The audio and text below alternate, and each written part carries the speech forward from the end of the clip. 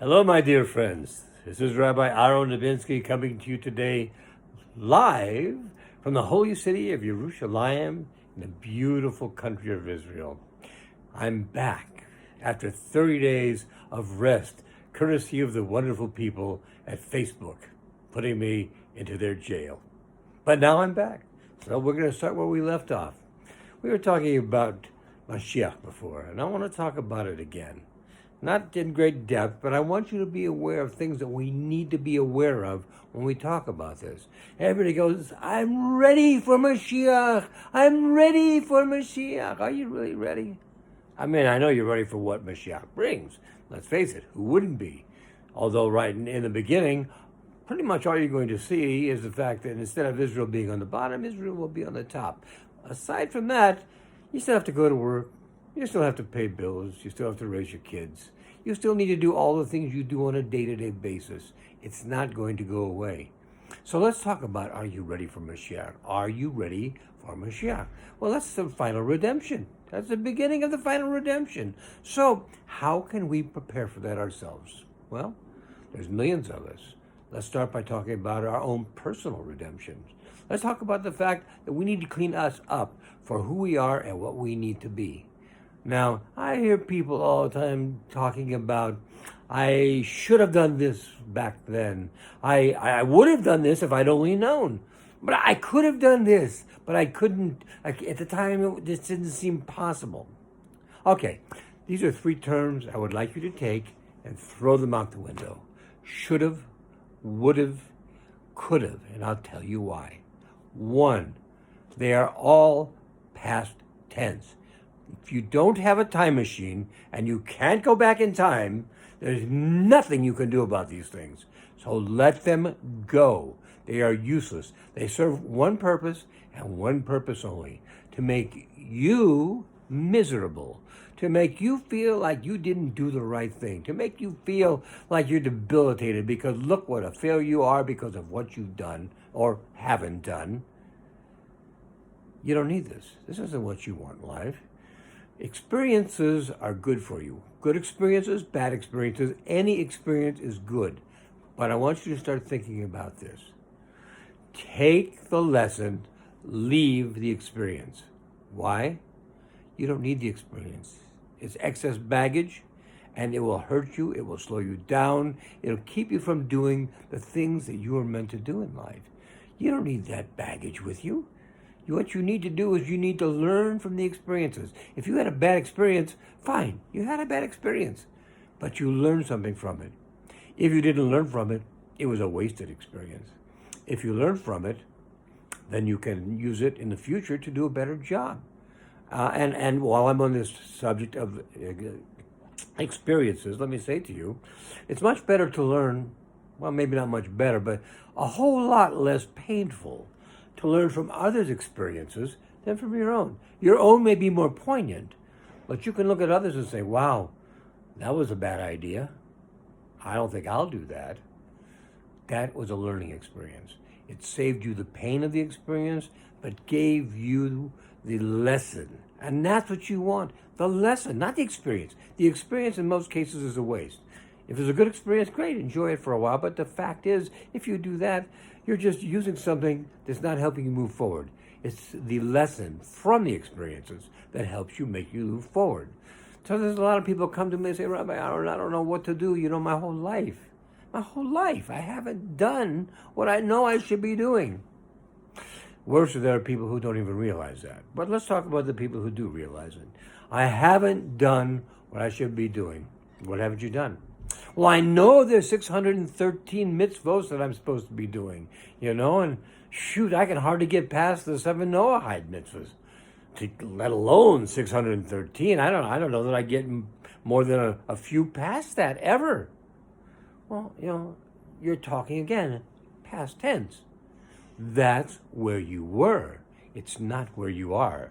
If you're listening to this today, you're listening with an eye to what can I personally do to change where I am? And there's a lot you can personally do to change where you are.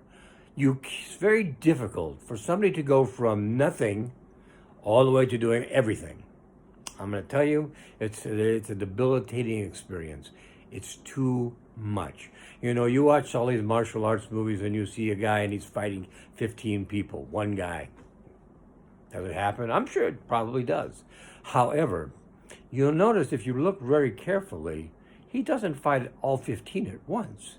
He fights this guy, and then he fights this guy. He goes for the toughest ones first. This could be a lesson for us. Maybe we should go for some of the toughest ones first. Or, better yet, do yourself a favor and go for some of the easier ones first. Why? Because it'll give you a sense of accomplishment that you got past them. Learn one, move on to the next. Learn that, move on to the next. Better to do that than to try and learn 613 and do most of them haphazard or wrong. Because that's an experience you don't want. Your whole idea is to become a better you. In order to become a better you need to learn the mitzvos and you need to do them. Eventually. If you're the kind of person who is just like I was about Shuvah, you come back and you say, gosh, look at all the things I didn't do. We talked about that. You could have done, would have done, should have done. Lose those words. They hold you back. You can't think about that. Think about, where am I now? Where do I want to be? And how do I get from point A to point B? The answer is, you start at the beginning. You start with a mitzvah, something that you can do, and you add another to it, and you add another to it, and you add another to it, and one day you look back and you say, wow, do you know, I'm not doing all the mitzvahs that I want to do, because I should tell you in the beginning, there are 613 mitzvahs, but a lot of them are only if you are a farmer. A lot of them are only if there's a Beit HaMikdash, which there is not right now, but there will be soon, B'ezrat Hashem. They are things that you can't do. So you've just taken your 613 and whittled it down to 500, say, maybe less. But I haven't put a number to it, but you understand what I'm saying. There are some you can't do. They don't apply to you.